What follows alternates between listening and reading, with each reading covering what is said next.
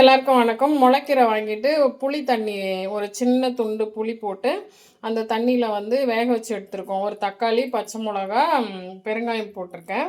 நீங்கள் வெங்காயம், கார்லிக்லாம் கூட சேர்த்துக்கலாம். நான் இன்றைக்கி சேர்க்கல. அதுக்கப்புறம் இந்த பக்கம் பருப்பு வேக வச்சு வச்சுருக்கேன்.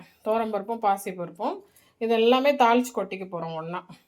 நல்லெண்ணெய் விட்டு காஞ்ச மிளகா, கடுகு, கருப்பு உளுந்து போட்டிருக்கோம். சீரகம், சோம்பு கொஞ்சம்,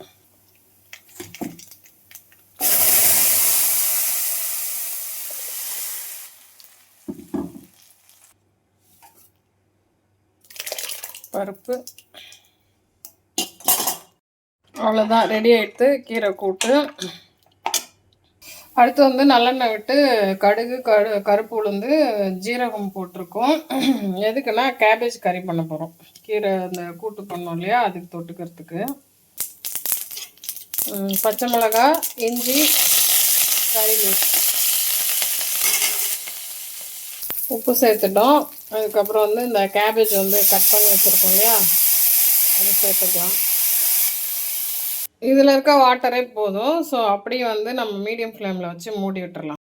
காய்ஸ், கேபேஜ் கறி ரெடி ஆகிடுத்து. தேங்காய் போடல இன்றைக்கி. அவ்வளோதான். கீரை கூட்டு, கேபேஜ் கறி, தொட்டுக்கிறதுக்கு ரைஸ் வடம்.